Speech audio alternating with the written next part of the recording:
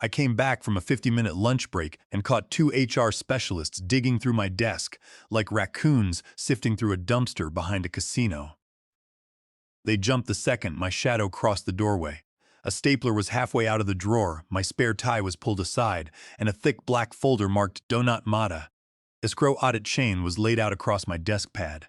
The shorter HR specialist, Niles Vance, tried to look casual as he cleared his throat, adjusting a crooked tie that still had a dry cleaning tag attached. He muttered that it was just a routine inspection.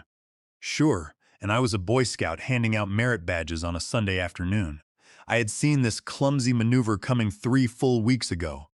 You do not spend 7 years running enterprise risk compliance without learning to read subtle shifts in corporate wind.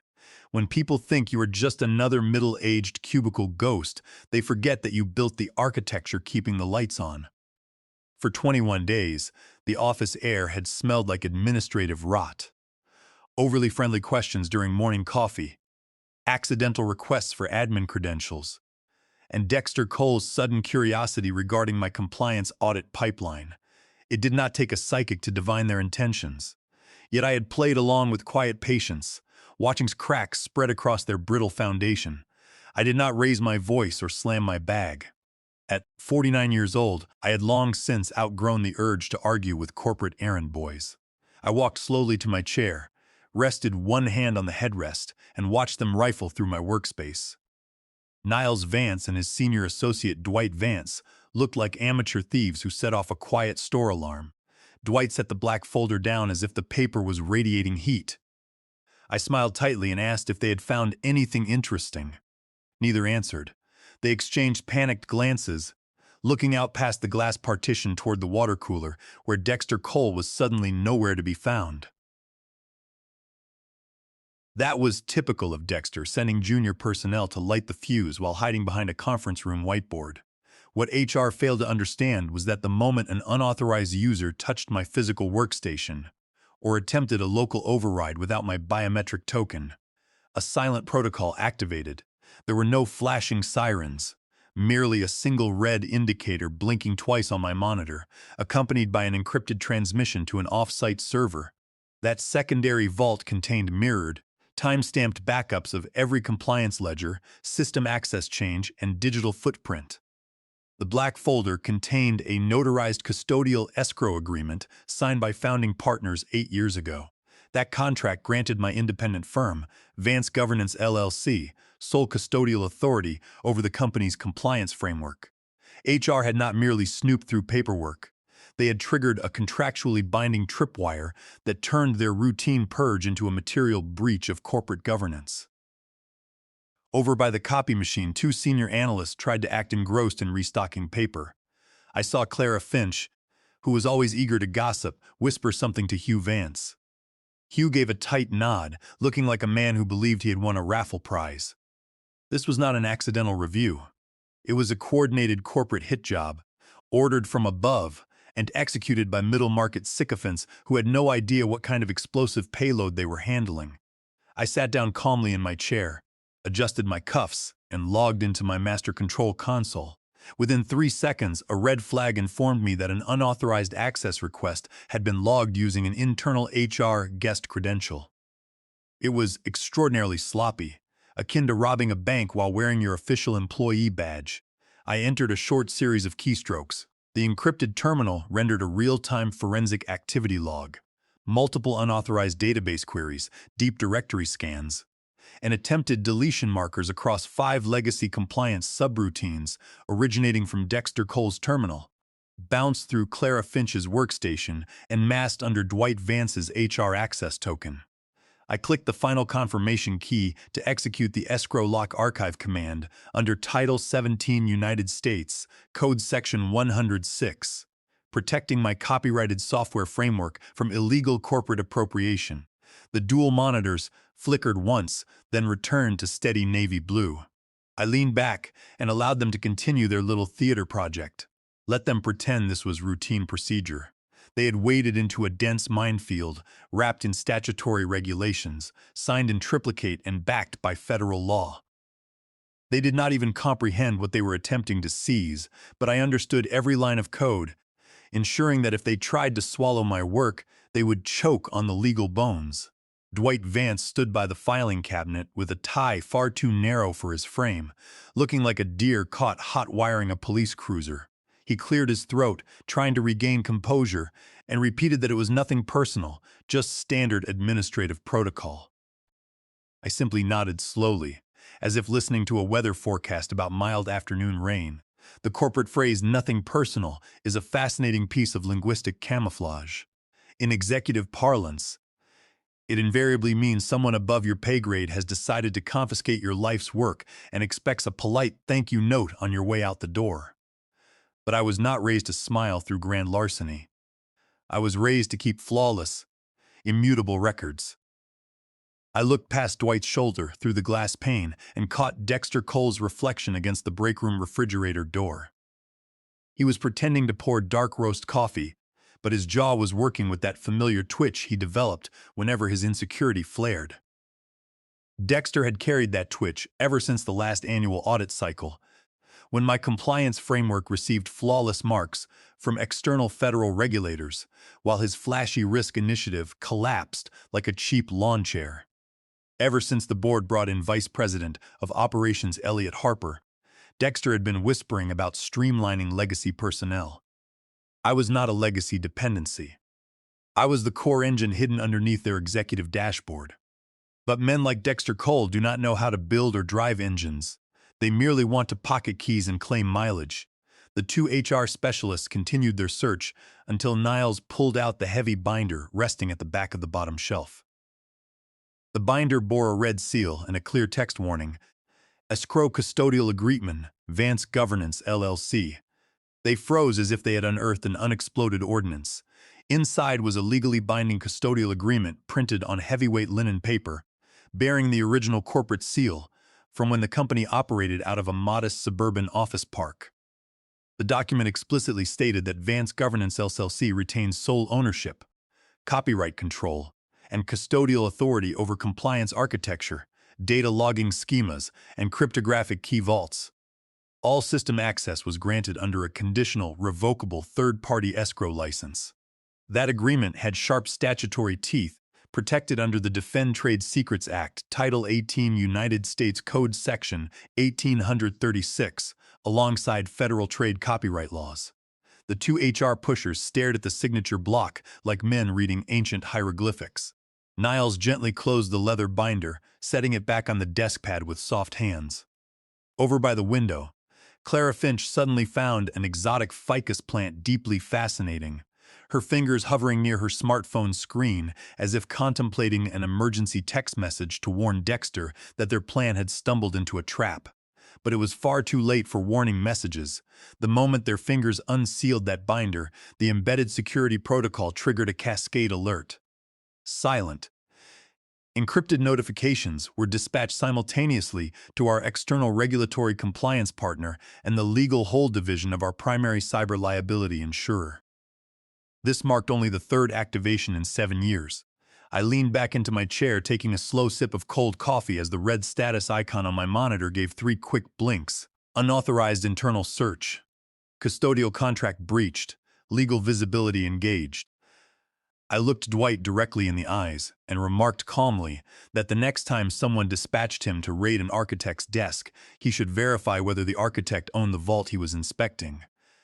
Dwight turned pale, while Niles stammered that they were merely following executive orders.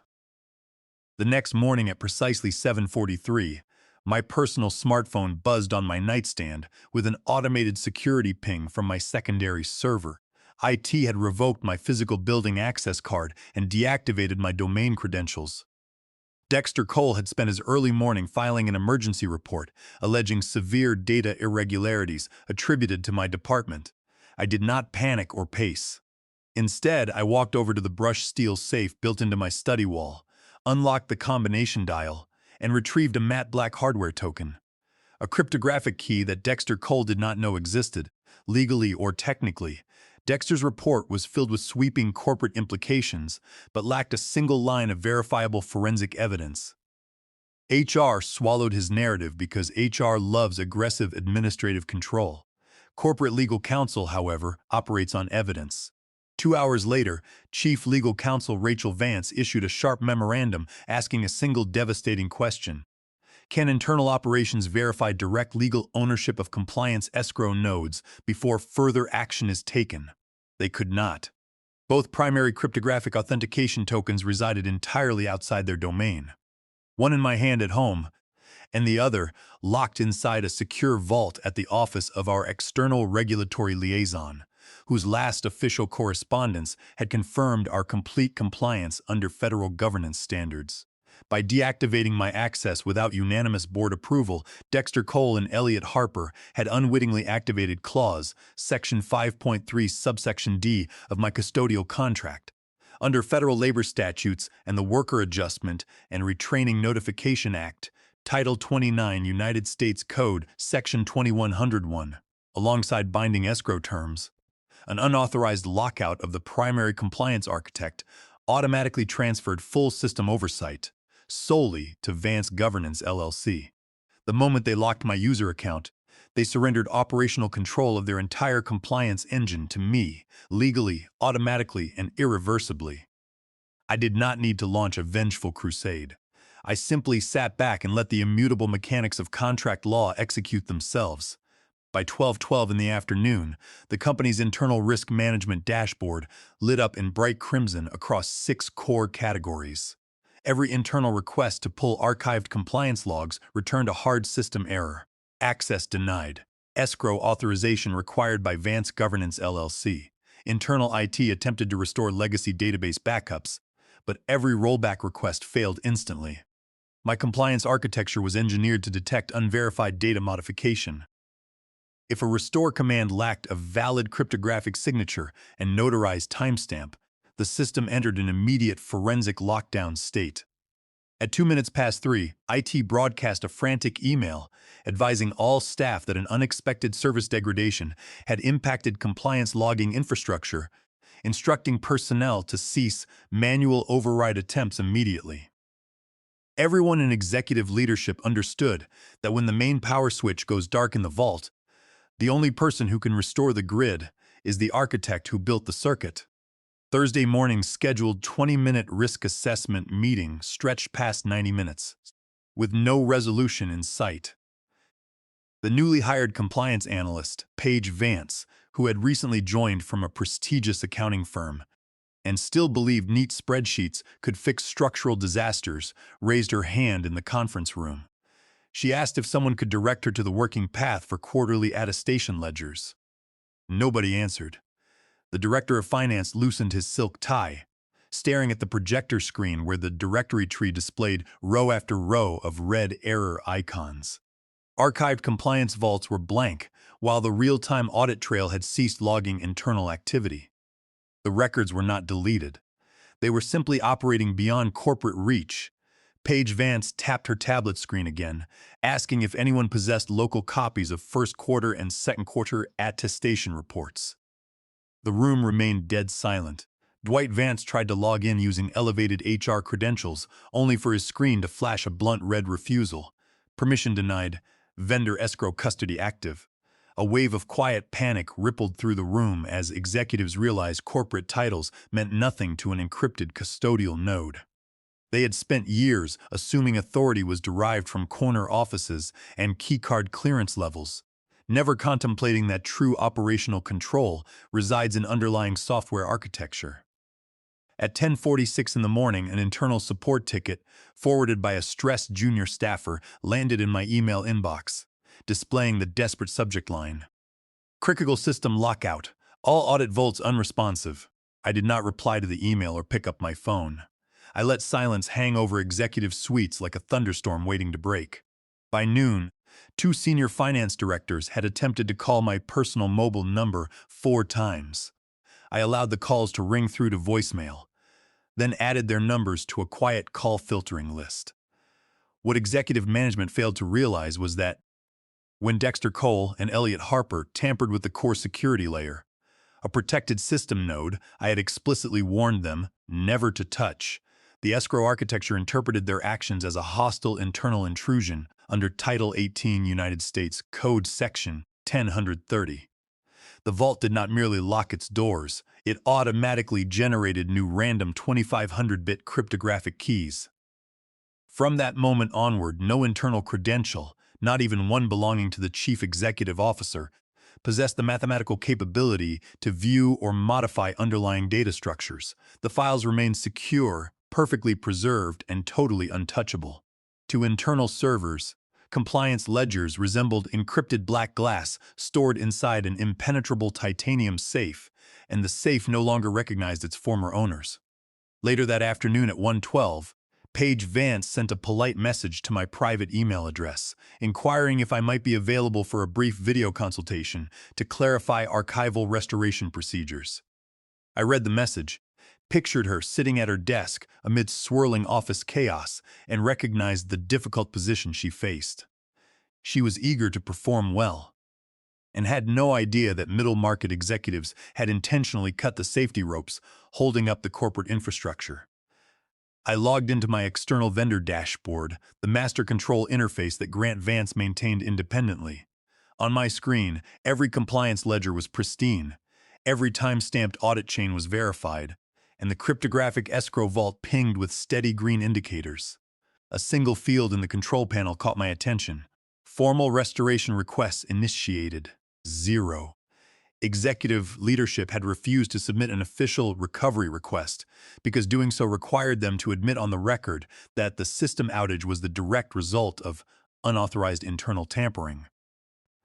Once an executive admits to unauthorized system tampering in writing, they open themselves up to severe liability under federal securities laws and breach of fiduciary duty mandates under Delaware General Corporation Law, Section 102, subsection B7. Instead of facing reality, executive management panicked, pointed fingers across department lines, and prayed that the system would magically self-correct before the upcoming regulatory audit window. But software protocols do not experience emotional remorse, nor do they yield to corporate pressure. The only path back into the compliance matrix ran directly through Vance Governance LLC, and I had no intention of stepping back into that building until someone with genuine authority formally admitted their wrongdoing in writing. Friday morning's emergency executive session was convened at precisely 8 o'clock in the main boardroom. Half of the senior leadership team had not even had time to grab morning coffee. Dexter Cole arrived early, rolling up his dress shirt sleeves and puffing out his chest as if preparing to deliver a decisive battle speech. He took the head of the table without waiting for an invitation, displaying a printed spreadsheet highlighting system gaps he clearly did not comprehend. Dexter loudly asserted that the ongoing technical disruption was the direct result of a malicious breach of vendor protocol by Vance Governance LLC, claiming Grant Vance was unlawfully withholding critical corporate documentation and sabotaging operational continuity. I watched a video recording of that meeting later, which was quietly leaked to me by a disgusted senior staff member. The boardroom remained silent until Chief Legal Counsel, Rachel Vance, raised her hand. Rachel was a sharp, seasoned attorney who possessed twice the intellectual capacity of anyone else sitting at that table. She instructed the IT director to project the original master vendor contract onto the wall display, specifically focusing on Section 5.3, subsection D. The linen-textured PDF filled the wall, highlighting unequivocal text. Vance Governance LLC retains sole custodial ownership and control over all compliant software architecture, unless a material breach is proven through formal binding legal arbitration. Any unauthorized internal action against vendor-owned nodes constitutes an immediate material breach of contract. Rachel did not raise her voice. She simply picked up a red digital stylus and circled 3 words on the screen. Sole custodial control. The temperature inside that executive boardroom plummeted 10 degrees in a single second. Chief Executive Officer Gordon Vance, who had spent 20 minutes nervously clicking a fountain pen, slowly leaned forward in his leather chair. He looked at Dexter Cole with an icy gaze and asked if Dexter had personally authorized the physical and digital inspection of a legally protected third-party vendor system without board approval. Dexter froze, his mouth opening slightly without producing sound. Gordon Vance turned his gaze toward Dwight Vance and asked if HR had executed the unauthorized search. Dwight stared down at his notepad in terrified silence. From the far end of the table, Elliot Harper muttered weakly that it was merely intended to be routine internal housekeeping. Rachel Vance closed her laptop screen with a sharp click. She informed assembled executives that they had flagrantly violated federal custodial protocols and that the company was officially non-compliant for the mandatory federal audit window scheduled to open in 8 days. Dexter Cole attempted one final desperate spin, claiming I had been uncooperative regarding physical document storage. Rachel reached into her briefcase and pulled out the physical black folder marked "Do Not Mod." Escrow Audit Chain. She slid it down the table, where it stopped directly in front of Gordon Vance. Inside were 3 printed pages of time-stamped forensic access logs, detailing every unauthorized attempt made by Dexter Cole, Clara Finch, and Dwight Vance to bypass system locks. Every unauthorized attempt had automatically transmitted real-time breach notifications to external regulatory authorities under Title 18 United States Code, Section 1030. They had not merely locked themselves out of their own house. They had telephoned federal marshals while trying to pick the lock. By 8:11 on Monday morning, every desktop terminal across corporate headquarters greeted employees with a blue screen bearing gray text: "Access denied. Vendor verification required by Vance Governance, LLC." The initial whispers began in risk, spread rapidly to finance, and by 9 o'clock ignited a full-scale administrative panic across all 5 floors. None of the executive performance dashboards were operational. Automated compliance ledgers returned blank fields. Financial asset queries generated null values, and sandbox environments flashed identical security errors. A quiet gray footer looped continuously across the bottom of every display. Governance chain escrow locked.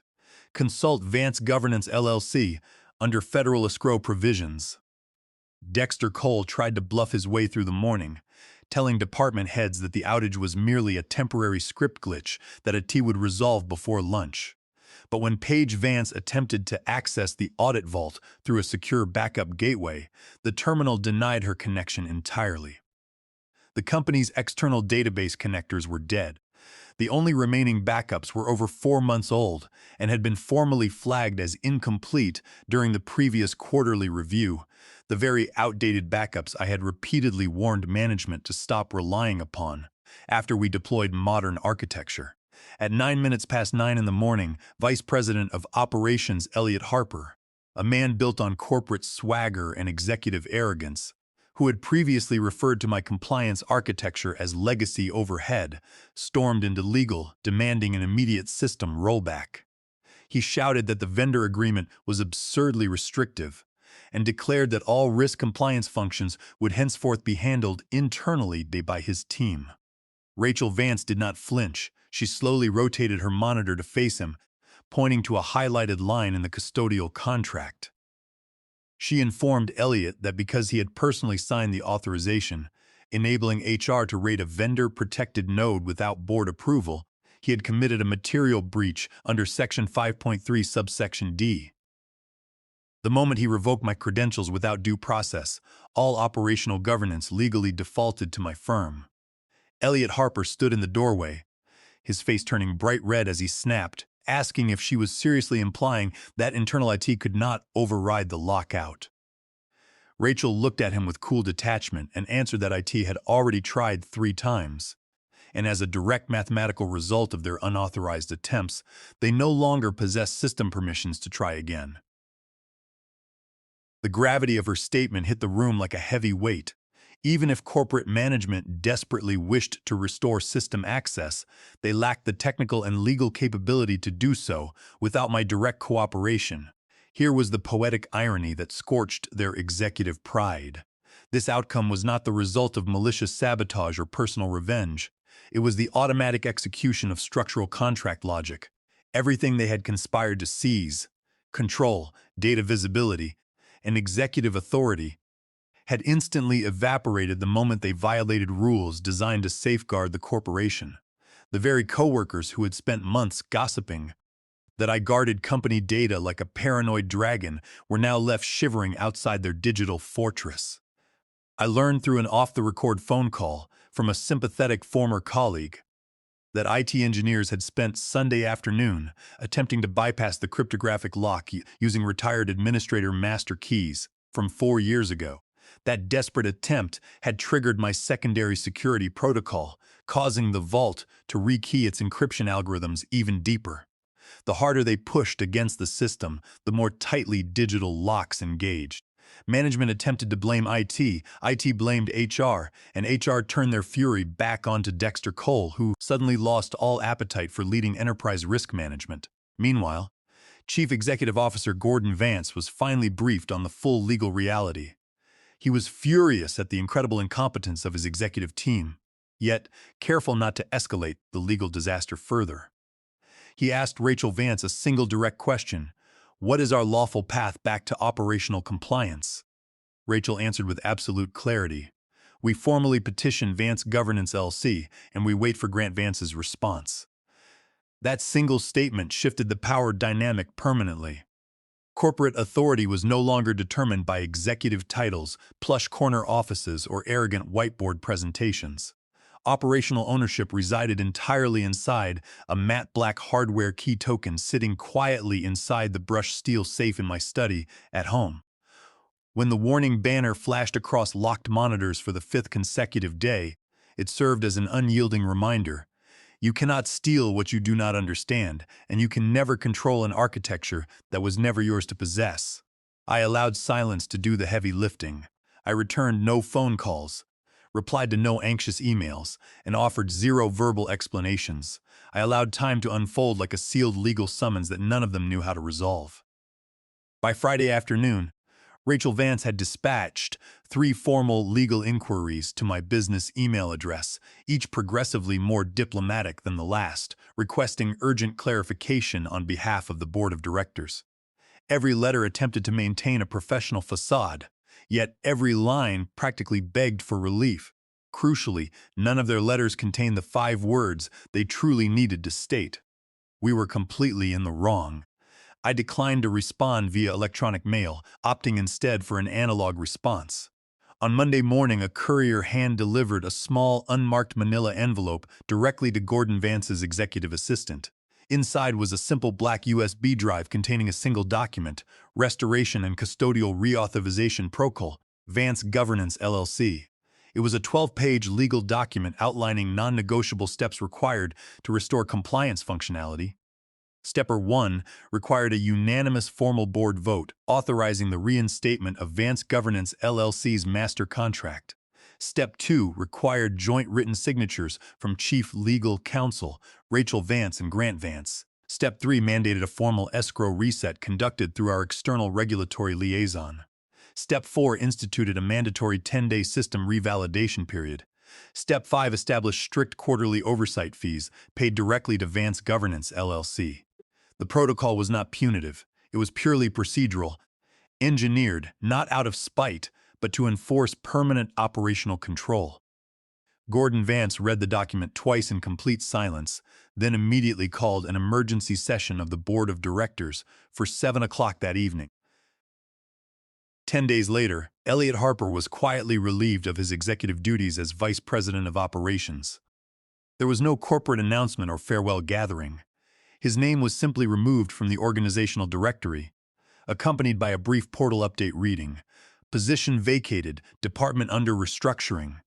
Dexter Cole suffered a far more embarrassing fate. The board needed a scapegoat, but did not wish to terminate him outright due to potential severance liabilities under his employment contract. Instead, Dexter was stripped of all administrative authority and reassigned to a meaningless cross-functional workflow committee. A corporate exile where he spent his days compiling spreadsheets that nobody ever read, completely blocked from accessing compliance data. HR never issued a public apology regarding the illegal search of my desk, but they did not need to do so. Every employee in the building saw the master compliance dashboard when it returned online. Across the bottom of every terminal screen, a new permanent banner was displayed in bold text: "Compliance infrastructure managed in exclusive custodial partnership with Vance Governance LLC. Verified independent oversight active." The final blow arrived via an official letter from our external regulatory liaison, addressed to Gordon Vance and copied to corporate legal. Be advised that internal corporate compliance certifications were temporarily suspended due to a severe breach of vendor escrow protocols. Vance Governance LLC maintains full, unblemished regulatory certification. We strongly advise total adherence to vendor governance protocols. That letter circulated quietly among executive management, delivering an unforgettable lesson. When they attempted to purge Grant Vance, they did not remove a disposable employee. They disconnected the very brain of their enterprise compliance system. 3 weeks after the crisis subsided, I received a carefully crafted invitation from Chief Executive Officer Gordon Vance's office, requesting an off-site meeting at a quiet steakhouse downtown. It was framed not as an administrative summons, but as an executive partnership discussion to ensure long-term operational stability. In corporate translation, they desperately needed my expertise to navigate the upcoming annual federal audit, but their executive pride prevented them from admitting it outright without wincing. The following Tuesday, I sat across a linen-covered table from Rachel Vance and the newly appointed interim vice president of operations. The chair previously occupied by Elliot Harper sat empty, serving as a silent testament to the cost of corporate arrogance. Rachel slid a leather folder across the white tablecloth. Inside was a lavish employment agreement offering me the title of Chief Risk Officer, a substantial annual salary of $250,000, executive stock options, and a generous signing bonus. They used polished corporate words like reintegrate, stabilize, and harmonize. I listened quietly, took a slow sip of sparkling water, and offered a single, crystal-clear response: no. The interim vice president blinked in disbelief, asking if I might explain why I was turning down an executive officer position. I did not engage in dramatic speeches or air past grievances. Instead, I opened my briefcase, pulled out a fresh binding contract, and slid it across the table. It was an ironclad software licensing and custodial escrow agreement executed under Vance Governance LLC. The terms were absolute. The corporation would never again own, host, or possess direct administrative access to core compliance architecture. They were granted conditional access to read-only sandbox data pipelines. Every regulatory filing, every system export, and every operational compliance report would be generated through Vance Governance LLC's encrypted servers, audited independently, and countersigned by me. Furthermore, the contract established a non-negotiable quarterly custodial fee of $75,000, payable 30 days in advance, with severe automatic lockout penalties for delayed payments under Title 17 United States Code, Section 106. If they wished to utilize the compliance system that kept their corporate charter valid, they would rent it from Vance Governance LLC on my exact terms. A heavy silence settled over the table as Rachel Vance thoroughly reviewed contract terms. There was no anger in her eyes, only the quiet, respectful realization of an attorney who recognizes when her client has been outmaneuvered by superior legal and technical precision. They had attempted to destroy my career and confiscate my work. Now they would pay my independent firm $300,000 annually simply to access the data pipeline. The irony was not lost on anyone present, least of all Dexter Cole, whom I passed in the main lobby 2 days later, as I arrived to execute final contract signatures. Dexter was carrying a stack of archived paper logs under one arm, staring blankly at the floor. Attempting to avoid eye contact as the new Verdornder approval required banner blinked steadily across his workstation monitor. Under the new operational structure, HR was strictly required to submit all personnel compliance summaries to Vance Governance LLC for independent verification prior to onboarding any senior executive. Finance was required to route all quarterly audit ledgers through my firm's secure verification portal.